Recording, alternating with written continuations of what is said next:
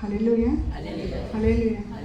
దేవుడు నాకు ఇచ్చిన అవకాశం బట్టి దేవునికి వందనాలు స్తుతులు చెల్లించుకుంటాను. అలాగే వేదికను అలంకరించిన దైవజనులు సోలమన్ అయ్యగారికి కూడా నా హృదయపూర్వక వందనాలు తెలియజేసుకుంటాను.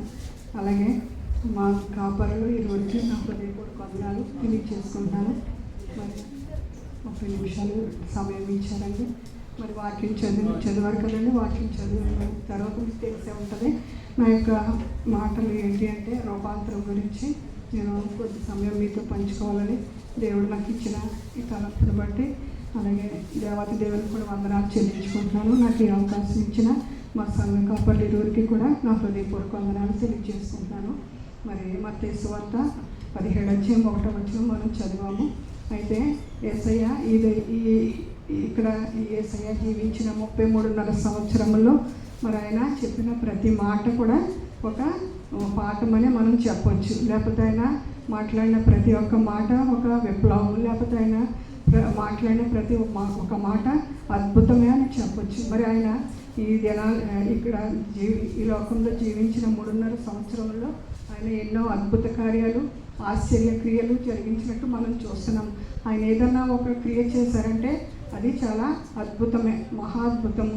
ఎందుకంటే మరి ఆయన ఈ లోకంలో ఆయన చేసిన అద్భుత క్రియలు కానీ, మహత్కార్యములు కానీ, లేకపోతే ఆయన చేసిన స్వస్థతలు కానీ మనం చూసినట్లయితే అవి ఎంతో అమోఘం అన్నమాట. అవి మనము వర్ణించగలమంటే నిజంగానే మనము వర్ణించలేము. అంటే వర్ణించడానికి మనకి సమయం సరిపోదు, లేకపోతే మనకు సమయం కూడా లేదు. ఆయన అంత మంచి కార్యాలు, గొప్ప కార్యాలు, మహత్కార్యములు చేశారు కదండి. ఆయన చేసిన గొప్ప కార్యాల్లో లేకపోతే ఆయన చేసిన స్వస్థతలు, ఆయన చేసి చూపించిన స్వస్థతలు కూడా ఇప్పటికీ ఎవ్వరూ వాటిని కనుక్కోలేరు. ఏ డాక్టర్ దానికి ఆయన చేసిన స్వస్థతలకి ఏ డాక్టరు ఇప్పటికీ వచ్చి మెడిసిన్ కూడా కనుక్కోలేదంట. లేకపోతే ఏ సైంటిస్టులు ఎవ్వరూ ఆయన చేసిన కార్యాలు, మరి అద్భుత కార్యాలు, ఆశ్చర్య కార్యాలు ఎవ్వరు కనుగొనలేరు, ఎవరికి అంతు చిక్కు. అలాంటి కార్యంలో ఒక కార్యము ఈ కార్యము ఏంటి అంటే ఆయన పేతురు, యోహాను, యాకోబుల్ని వెంట పెట్టుకుని ఎత్తైన కొండపైకి అక్కడికి వెళ్ళి వాళ్ళని వెంట పెట్టుకుని వాళ్ళ ఎదురుగా ఆయన రూపాంతరము పొందినట్టుగా చూస్తున్నాం.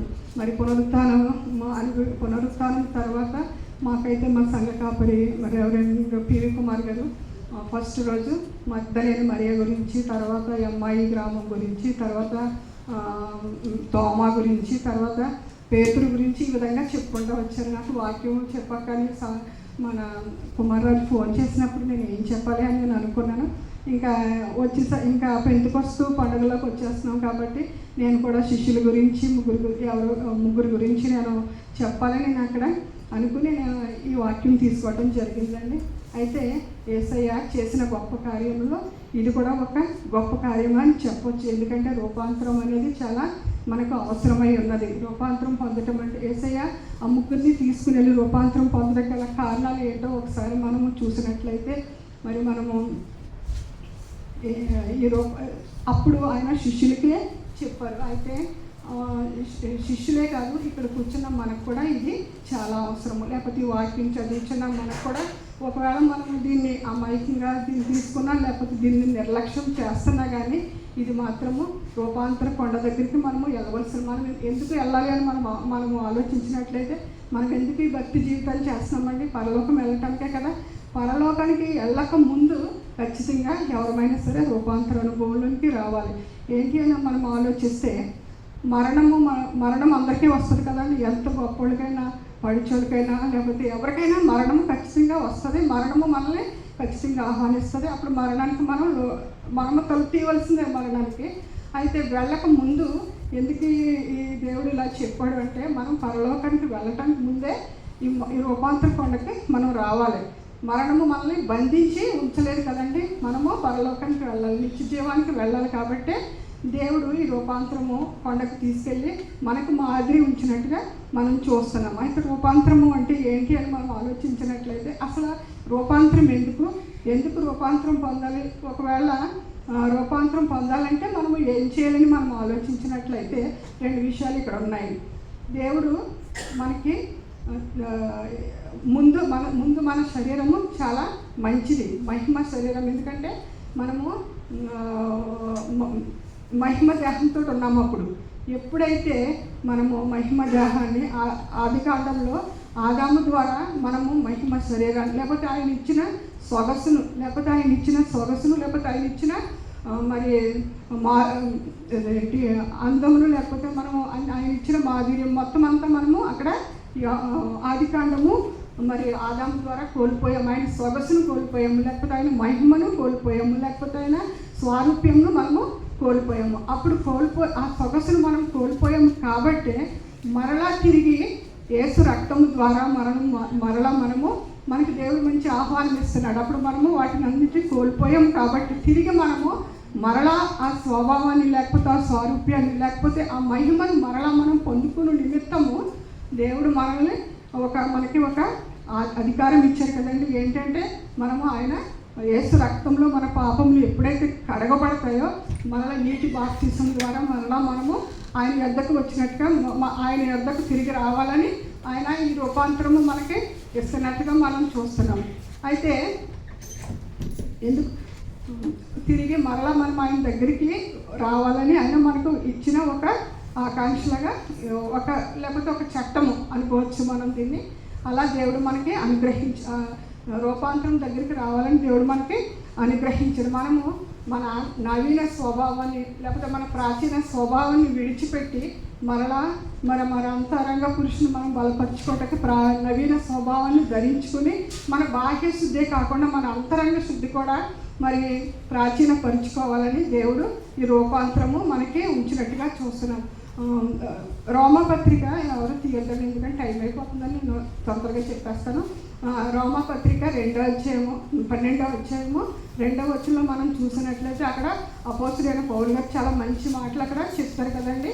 ఏం చెప్తారంటే, మీరు ఈ లోక మర్యాదను అనుసరింపక మన ఉత్తమమైన దాన్ని మనము ఏర్పరచుకోవాలంట. అనుకూలమైన దాన్ని, సంపూర్ణమైన దాన్ని మనము ఏర్పరచుకున్నప్పుడు దేవుని చిత్తం ఏంటో మనం తెలుసుకుని మన మనస్సు నూతన మొదటి వలన రూపాంతరం పొందులని మంచి మాటలు అక్కడ అపోస్తలుడైన పౌలు గారు చెప్తూ ఉంటారు.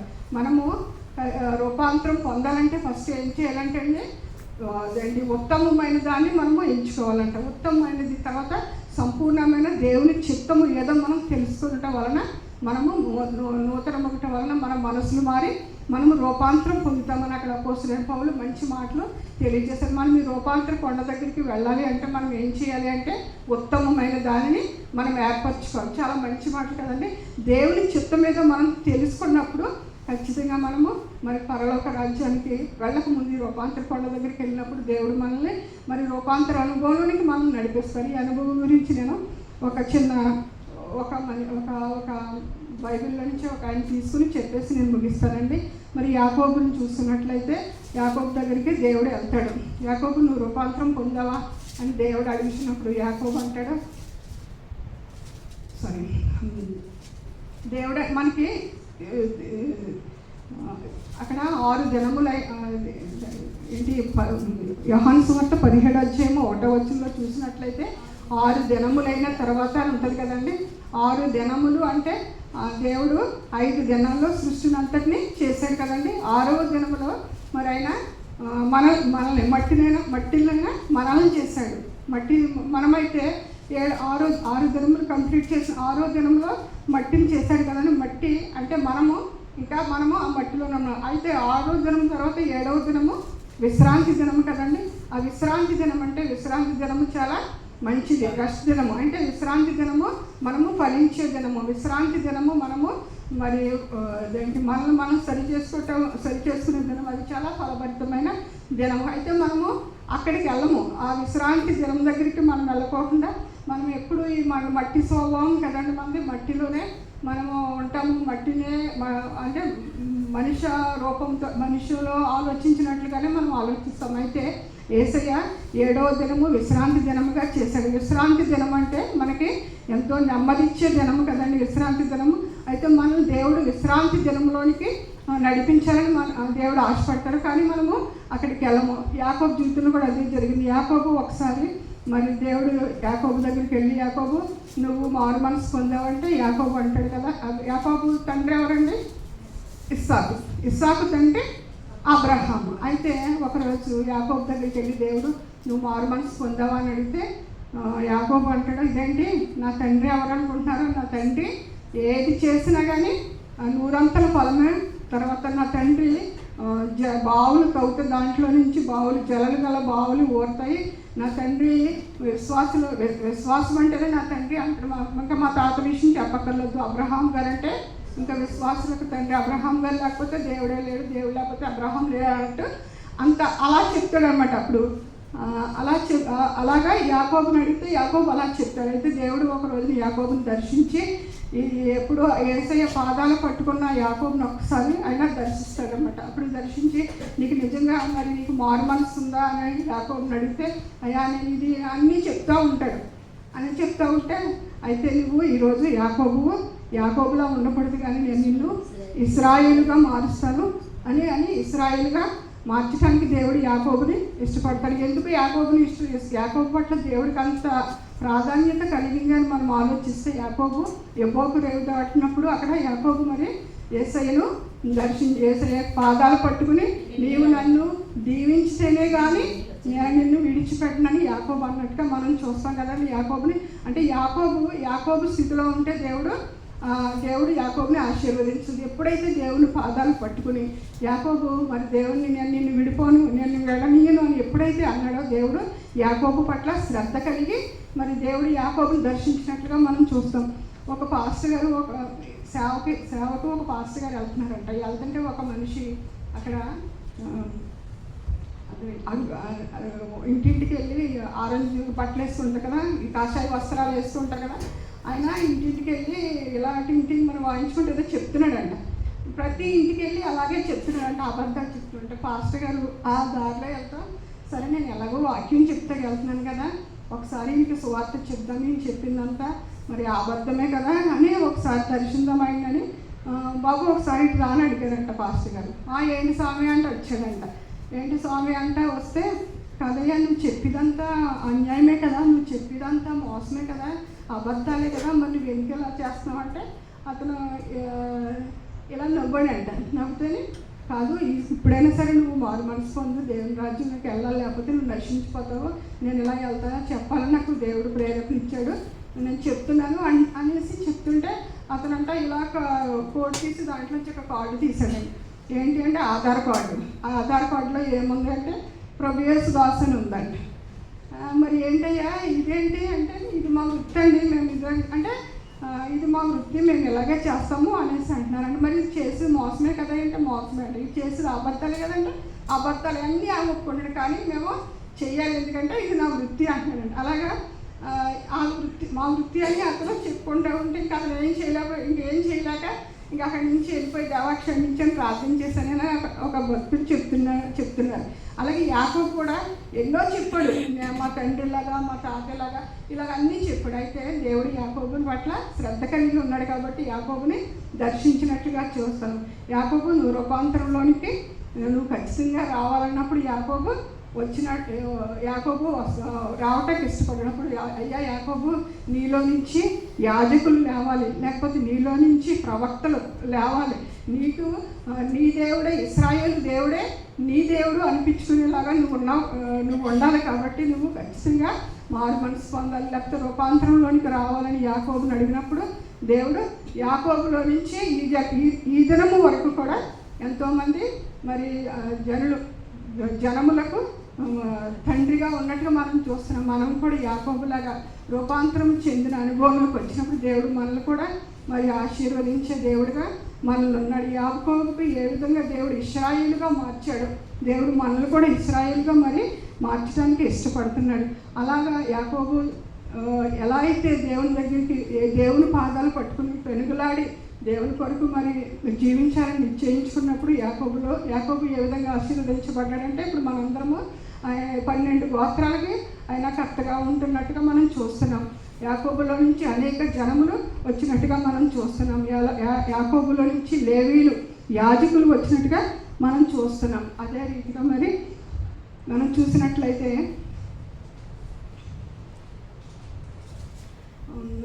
యాకోబు తండ్రి ఎవరైనా అబ్రహాం కదా, ఇస్సాకు తండ్రి అబ్రహాము అలాగే దేవుడు ఇస్సాకును దర్శించినప్పుడు ఇస్సాకు 100 ఫలం పొందిన అబ్రహాముని దేవుడు ఆ విధంగా ఆశీర్వదించడానికి కారణము ఏంటి అని అంటే దేవుడు అబ్రహాముని చాలా ఆశీర్వదించాడు కదండి. ఎందుకు అని మనం ఆలోచించినట్లయితే అబ్రహాము తర్వాత దేవుడే చెప్తున్నాడు అబ్రహాము గురించి. అబ్రహాము తర్వాత జనములు నీతి న్యాయములను అనుసరించి జీవిస్తారని దేవుడు అబ్రహామును ముందే ఎరిగాడంట. దేవుడు మొన్న వాక్యం చెప్తారు, ఋతురాజేశ్వర్ చెప్పారు కదా మనకి,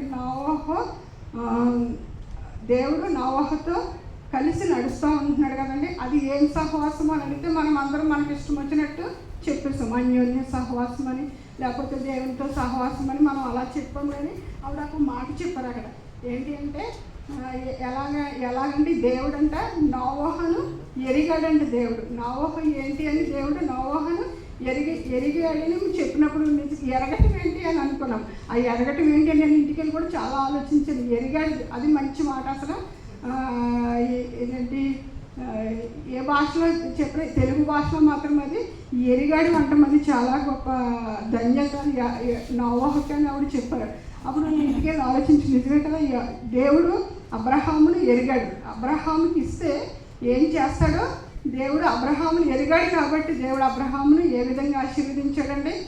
అసలు అబ్రహాంకి ఇచ్చిన ఆశీర్వాదం ద్వారానే కదా మరి ఇస్సాకు యాకోబు వీళ్ళందరూ వచ్చిన దేవుడు అబ్రహాముని ఆ విధంగా ఎరిగాడని దేవుడు దేవుడు ఆ విధంగా అబ్రహాముని ఎరిగి ఉన్నాడు కాబట్టి దేవుడు మరి అబ్రహాము జీవితంలో ఎన్నో ఆశ్చర్య కార్యాలు ఇక్కడి నుంచి వెళ్ళమంటే అక్కడి నుంచి వెళ్ళాడు. నీ తర్వాత నీ తరం వారిని అందరినీ ఆశీర్వదిస్తానంటే దేవుడు అందరినీ అలాగా ఆశీర్వదించుకుంటూ వచ్చాడు కదండి.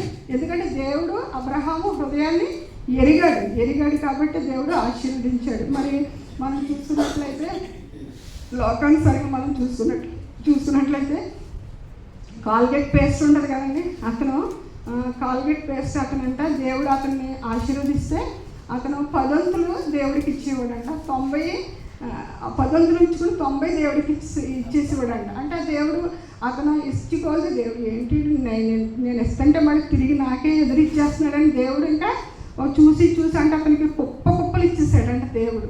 ఈ రోజు నేను పల్లెటూరు కానీ ఎక్కడైనా సరే మరియు కరెంట్ లేని ఇళ్ళన్నా ఉంటుంది కంట, రోడ్డుకి వెళ్ళటానికి బస్సులు ఉండవు, లేకపోతే రోడ్లైనా ఉండవు, కానీ ఆ ఇంట్లో మాత్రం ఖచ్చితంగా కాల్గేట్ పేస్ట్ ఉంటుంది. ఎందుకు చెప్తారంటే అది కాల్గేట్ పేస్ట్ గురించి కాదు, కానీ కాల్గేట్ పేస్ట్ తయారు చేసి దేవుని సేవకు పరిచర్యలో వాడబడుచున్న దేవుని సేవలో ఖర్చు అయిపోతున్న అతని పేరు మాత్రం ఈ ప్రపంచం ఉన్నంత వరకు, ప్రపంచ దేశాల్లో ప్రపంచం ఉన్నంత వరకు ఆయన పేరు ప్రశంసించబడు. అంటే దేవుడు ఆయన హృదయాన్ని ఎరిగాడు కాబట్టి ఆయన ఆ విధంగా ప్రశంసించబడ్డాడని ఒక దైవజనుడు చెప్తుంటే నేను, అంటే మనము దేవుని ఎరిగిన వారంగా ఉంటే దేవుని తెలుసుకోవటం కాదు, దేవుని లేకపోతే మనము చర్చికి వెళ్ళిపోయాము, ప్రార్థన చేస్తాము ఈ కాదు, కానీ దేవుడు ఎప్పుడైతే దేవుడు మనల్ని ఎరిగాడు, మనం కాదు, దేవుడు మనల్ని ఎప్పుడైతే అంటే ఎలా ఎరుగుతాడు అంటే మనం చేసే భక్తిని బట్టే కదండి దేవుడు ఎరుగుతాడు మనల్ని. ఆ విధంగా అబ్రహాముని దేవుడు ఎరిగినప్పుడు అబ్రహాము ఎంతో ఆశీర్వదించబడి అబ్రహాము ద్వారా మరి ఆయన సంతానమైన మనమందరము మరి ఆశీర్వదించబడటానికి దేవుడు మరి మనందరికీ కృప చూపించాడు. అదేవిధంగా మరి చూసుకున్నట్లయితే యేసయ్య మొదటి తెస్సలోనికల పత్రికలో చూసినట్లయితే మొదటి తెస్సలోనిక పత్రికల్లో పౌలు గారు ఒక మాట చెప్తారు అక్కడ ఆ సంఘానికి వెళ్ళినప్పుడంట ఆ సంఘంలో వాళ్ళందరికీ చాలా భయం అంట. ఎప్పుడు చచ్చిపోతామో, లేకపోతే చచ్చిపోయిన తర్వాత మా బ్రతుకులు ఎలా ఉంటాయో, లేకపోతే చచ్చిపోయిన తర్వాత మా జీవం ఎలా ఉంటుందో, మా బ్రతుకులు ఎలా ఉంటాయో మాకు తెలీదు అని అలా కలవరపడతా ఉంటారంట. అక్కడికి వెళ్ళినప్పుడు పౌలు గారు తెస్సలోనికే సంఘంకి వెళ్ళి ఒకసారి చూద్దామండి. తెస్సలోనికే పత్రిక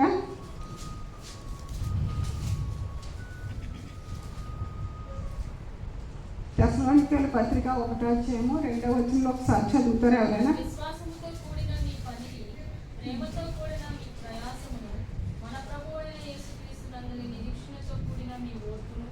మేము మన తండ్రి అయిన దేవుని ఎదుట మానక జ్ఞాపకము చేసుకొనుచు మా ప్రార్థనల యందు నీ విషయమై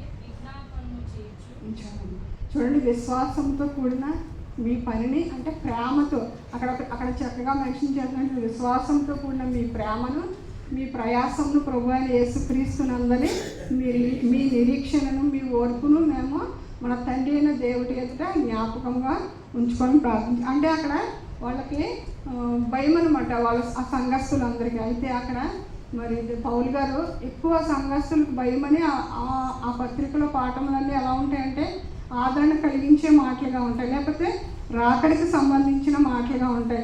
గర్భిణీ స్త్రీ ప్రసవ వేదన పడినట్లు, లేకపోతే దొంగ వలె వస్తానని ఈ విధంగా చెప్తూ ఉంటారు తెస్సలోనికే పత్రికల్లో. తర్వాత సహోదరులారా, మీరు దుఃఖపడకుండా నిమిత్తము, నిరీక్షణ లేని ఇతరుల వల్ల దుఃఖపడకుండా నిమిత్తం అని అన్నీ ఇంకా ఆదరణ మాటలు, లేకపోతే వాళ్ళ గురించి అన్ని ప్రేమతో కూడిన మాటలు అక్కడ చెప్తూ ఉంటారు. అయితే అక్కడ చూసుకున్నట్లయితే మన ప్రేమ గురించి, తర్వాత నిరీక్షణ గురించి ఉంది, అక్కడ ప్రేమ గురించి ఉంది, విశ్వాసము గురించి. విశ్వాసముతో కూడిన మీ ప్రేమను, తర్వాత మీ నిరీక్షణను, మనం ఓర్పును మనం చూడాలి. అయితే అక్కడ దేని గురించి చెప్తున్నాడు అంటే విశ్వాసం గురించి చెప్తున్నాడు, ప్రేమ గురించి చెప్తున్నాడు, నిరీక్షణ గురించి కూడా చెప్తున్నట్టుగా మనం చూస్తున్నాం. ఇవే మాటలో మరి అపోస్తలుడైన పౌలు 1 కొరింథీ పత్రిక 1:13 కూడా సేమ్ మాటలో ఉంటాయి. ఎలా చదువుతారు ఒకసారి? 1 కొరింథీ పత్రిక 13:13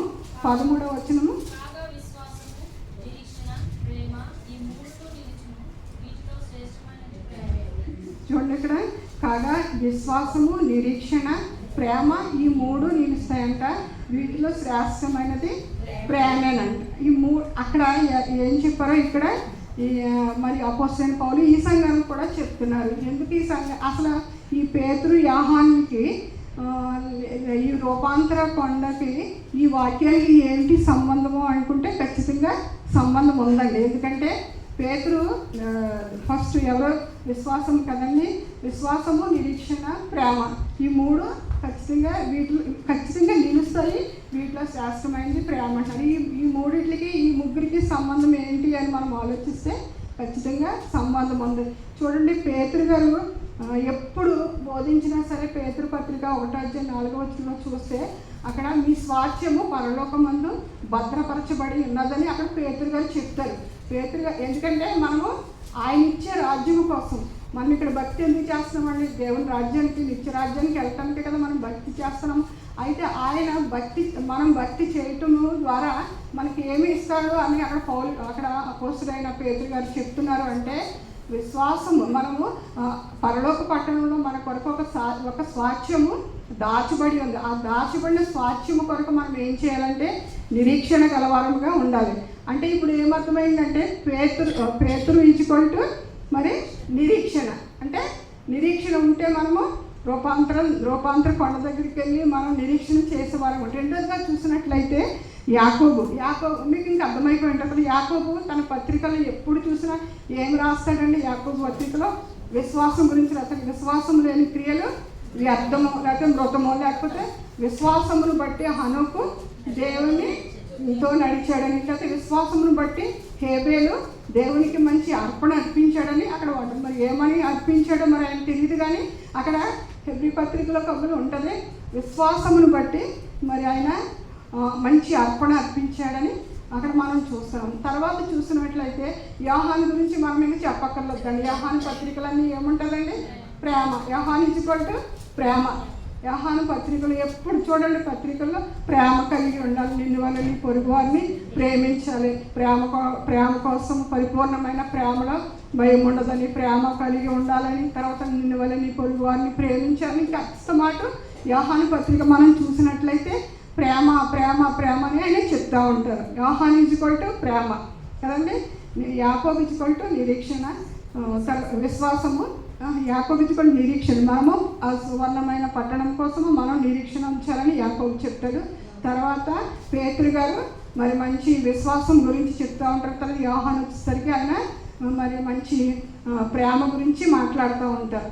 ఎప్పుడు మనము ఈ 3 ఎప్పుడైతే కలిగి ఉంటామో యేసయ్య మనం నిజంగా ఈ రూపాంతర కొండ అనుభవంలోనికి మనం తీసుకెళ్తాడు. మనం ఎప్పుడైతే నిరీక్షణ కలిగి ఉన్నాం, మనకి లోకంలో శ్రమలు వచ్చినా లేకపోతే ఏమొచ్చినా మనం ఎప్పుడైతే నిరీక్షణ కలిగి ఉంటామో మరి మనము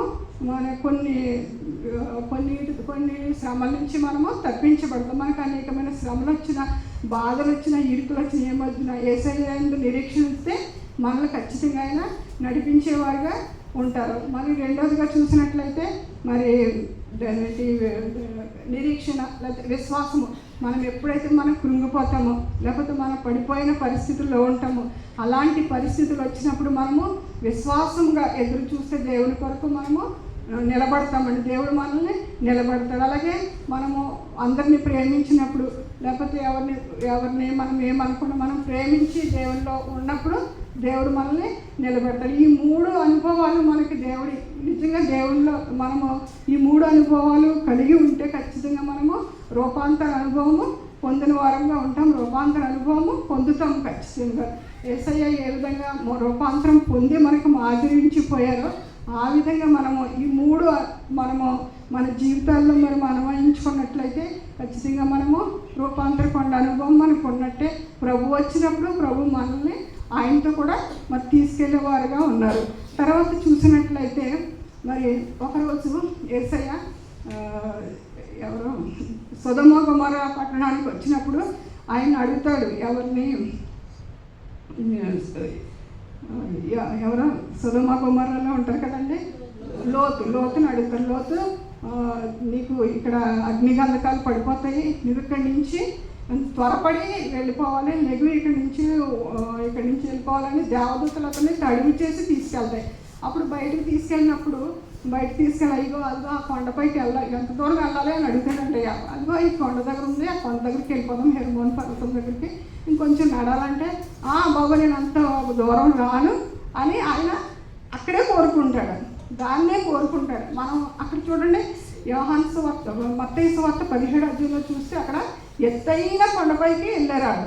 ఎత్తైన కొండపైకి తీసుకెళ్ళి దేవుడు వాళ్ళని యేసయ్య రూపాంతరం పొందుతున్న అనుభవాన్ని వాళ్ళకి చూపించాడు. అయితే లోతు ఎత్తైన కొండకి వెళ్ళటానికి ఇష్టపడలేదు, ఎత్తైన అనుభవంలోకి వెళ్ళటానికి లోతు ఇష్టపడని రీతిగా లోతుకి ఏమొచ్చిందో మనకు తెలుసు. అయితే మనం ఎత్తైన కొండ అనుభవంలోనికి రావాల్సి వచ్చింది, వెళ్ళాలి ఖచ్చితంగా. మన మరణం అవ్వకముందు మనం ఎత్తైన కొండ అనుభవంలోనికి మనల్ని దేవుడు నడిపించేవాడుగా ఉన్నాడు. అయితే మనము ఏ విధంగా యాకోబు తన స్థితిని మార్చుకుని ఇశ్రాయేలుగా లేకపోతే నామకార్థ క్రైస్తవుడుగా ఉన్నప్పుడు మరి దేవుడు ఎలాగైతే యాకోబుని నడిపించాడో, యాకోబు నడిపించబడిన తర్వాత యాకోబు అనేక జనములకు తండ్రిగా ఉన్నట్టుగా మనం చూస్తున్నాం. అనేక జనముల్లో మరి ఆయన గొప్పగా ఉన్నట్టుగా మనం చూస్తున్నాం. మనము కూడా మన నామకార్థంగా ఉండకుండా లేకపోతే ఎప్పుడు మనం చూడండి యాకోబు ఒకసారి అక్కడ అడుగుతాడు, యాకోబుని దేవుడు అడుగుతాడు. యాకోబు దగ్గరికి వెళ్ళినప్పుడు యాకోబు ఎక్కడ ఉంటాడు? లాబాన్ దగ్గర ఉంటాడు కదండి. లాబాన్ దగ్గర ఉంటే దేవుడు యాకోబుని రమ్మన్నప్పుడు దేవుడు యాకోబు రావటానికి ముందు అదే ఇశ్రాయేల్గా మార్చుకు ముందు ఇవన్నీ జరుగుతాయి కదండి. ఒక రోజంటే లేయా యాకోబు పోట్లాడుకుంటుంటే దాంట్లో అంటాడు యాకోబు చాలా మంచి మాటలు అంటాడు. అక్కడ ఏమంటాడంటే ఇది నా తండ్రి ఆస్తి అంతా నాకు నాది అనేసి అంటాడు. అప్పుడు యాకోబు అంటాడు, పిచ్చిదనా, ఈ ఆస్తి నీ తండ్రిది అనుకున్నాను, నీ తండ్రి దగ్గర ఉంటే నేను ఏమైపోయానే, నా తల మంచుకు తడిసిపోయింది, నా దేహం అంతా ఎండకు ఎండిపోయి నేను ప్రయోజనం లేని స్థితిలో ఉన్నాను అని యాకోబు తనతో అన్నట్టుగా మనం చూస్తాం. నిజంగా యాకోబులాగా మిగిలిపోతే మనం కూడా చాలాసార్లు లాభాలనే ఈ లోకంలో ఉండిపోతూ ఉంటాం. లాభాలు సాతానికి సాదృశ్యంగా ఉన్నాడు కదండి. మనం కూడా లాభాల నుంచి తప్పించుకొని మరి యాకోబు వలె ఇశ్రాయేలుగా మనం మారినప్పుడు దేవుడు మనల్ని ఆశీర్వదించేవాడిగా ఉంటాడు. లాభాలని ఈ లోకం నుంచి మనము తప్పించబడాలి. కానీ మనం అక్కడే ఉండడానికి ఇష్టపడతాం. కానీ అలా తప్పించబడి రూపాంతర కొండ దగ్గరికి వచ్చినప్పుడు యేసయ్య మరి మనందరినీ రూపాంతర అనుభవంలోనికి నడిపించేవారుగా ఉంటున్నారు. అయితే ఆయన ఎత్తైన స్థలంలోనికి తీసుకెళ్ళినట్టుగా మనం చూస్తాం. ఇంకో కొండ ఉందండి. ఎక్కడంటే కీర్తనాకారుడు అంటాడు, 61వ దావీదు కీర్తన 1వ అధ్యాయంలో అంటాడు కదండి, నేను ఎక్కలేనంత నా ప్రాణము చల్లటిల్లగా నేను ఎక్కలేనంత ఎత్తైన కొండపైకి నేను ఎక్కాలని ఉందయ్యా అంటాడు. ఇక్కడైతే యేసుప్రభు వెంట పెట్టుకొని కొండపైకి తీసుకెళ్ళారు. కానీ అక్కడ దావీదు అలాగా ఉండవు. అయ్యా నేను ఎక్కలేనంత ఎత్తైన కొండపైకి నన్ను ఎక్కించి అంటాడు కదా. మనం కూడా చాలాసార్లు వెళ్ళాలనుకుంటాం కానీ మనము వెళ్ళలేము. ఎన్నోసార్లు ప్రార్థన చేసి ఉపవాసాలను మనం దేవుని దగ్గరికి వెళ్ళాలనుకుంటాం. ఈ రాత్రి నిజంగా మరి ఈ వాక్యం విన్న మనము దేవా నేను ప్రార్థన చేయాలని ఆశపడి ఎక్కాలనుకుంటున్నాను దేవా, అనేక సార్లు నీకు దగ్గరికి రావాలనుకుంటున్నాను కానీ నేను రాలేని స్థితిలో ఉంటున్నాను దేవా అని మనం ప్రార్థన చేయాలి. దావీదు ఏ విధంగా ప్రార్థన చేశాడు, అలాంటి ఎత్తైన కొండ అనుభవాలు దేవుడు మనకి ఇవ్వాలని ఈ దినము ఆశపడుతున్నాడు. అయితే మనము అలాగ దావీదు వలె దేవాన్ని ఎత్తైన కొండపైకి ఎక్కించాలని మనము ప్రార్థన చేసినప్పుడు దేవుడు మనల్ని ఎత్తైన అనుభవంలోనికే తీసుకెళ్తూ ఉంటాడు. ఎత్తైన అనుభవం అంటే ఇంకా అక్కడ మనకి ఏముంటుందండి? ఎత్తైన అనుభవం అంటే మనం ఈ రూపాంతరం పొందిన తర్వాత నూతన యెరూషలేములోకి మనము వెళ్ళవలసిన వారు. మన ఎత్తైన కొండపైన ఏమున్నది అని అంటే యెరూషలేము ఉన్నదండి. ఆ పరమ యెరూషలేముకు మనందరం చేరాలంటే ఖచ్చితంగా ఈ లోకంలో ఇక్కడ మనము రూపాంతరం పొందే స్థితిలో మనం ఉండాలి. రూపాంతరం పొందాలి. ఎప్పుడైతే రూపాంతరం మనం పొందుతామో మనము నూతన యెరూషలేములో యేసయ్యను ఒకరొక రోజున మనం కలుసుకుంటాం. ఖచ్చితంగా దేవుడు మనల్ని మరి యెరూషలేము పురం తీసుకెళ్ళాలని కదండి ప్రయాసం. మనం ఎంత భక్తి చేసినా ఏది చేసినా ఎత్తైన పర్వతం లేకపోతే నూతన యెరూషలేములోకి వెళ్ళాలని కదండి మన తాపత్రయం అంటారు. మనమందరము అక్కడికి వెళ్ళాలంటే ఖచ్చితంగా ఇక్కడ రూపాంతర అనుభవంలోనికి పేతురు, యోహాను, యాకోబుని మనకు మాదిరిగా ఉంచిపోయారు. ఈ వాక్యం చదువుతున్న మనకి మాదిరి ఈ రాత్రికాల సమయంలో ఇది మనకి మాదిరి దేవుడు మనకి చూపించాడు. మనం ఈ నూతన మరి యెరూషలేము కొరకు మనం సిద్ధపడేవారుగా ఉందామండి. నూతన యెరూషలేము కొరకు మనము మన భక్తిని ఇంకా పెంపొందించుకుని దేవా నేను ఎక్కలేనంటే ఎత్తైన కొండపైకి నన్ను ఎక్కించి దేవా అని మనం ప్రార్థన చేసినప్పుడు దేవుడు ఖచ్చితంగా మన ప్రార్థన వింటాడు కదండి. విని దేవుడు మనకి ఎన్నో అద్భుతాలు ఆశ్చర్యాలు చేశాడు కదండి దేవుడు. మరి మీ ప్రార్థన చేసినప్పుడు దేవుడు మనకి చాలా చివరి దినాలకు వచ్చేసాం. భయంకరమైన దినాల్లో ఉన్నాం. మన మరణ దినం ఎప్పుడో మనకి తెలియదు. అయితే యేసయ్య రాకడెప్పుడో తెలియదు. మన పోకడ మాత్రం ఖచ్చితంగా మనం అనుకుంటాము యేసయ్య ఇవాళ వచ్చేస్తాడు రేపు వచ్చేస్తాడు అని చెప్తున్నారు. అదంతా అబద్ధము. ఎప్పుడో 2000 సంవత్సరాల నుంచి దేవుడు ఇలాగే చెప్తున్నాడు అని మనం అనుకుంటాం. కానీ యేసయ్య రాకడ ఒకవేళ ఆలస్యమైతే ఆలస్యం అవ్వచ్చేమో కానీ మన పోకడ మాత్రం ఖచ్చితంగా అది జరుగుతుంది. ముందు వెనక అంతే. మనము ఎప్పుడో ఒక రోజుని అందరము మన పోకడ జరుగుతుంది. మరి ఇది నమ్మినప్పుడు మనం ఇది నమ్మం ఎందుకు నమ్మట్లేదు కదండి?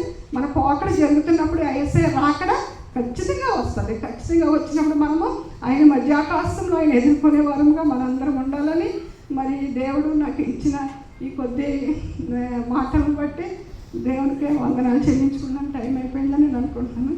దేవుడికి మహిమనంతా ప్రభావం చెల్లించుకుంటాను.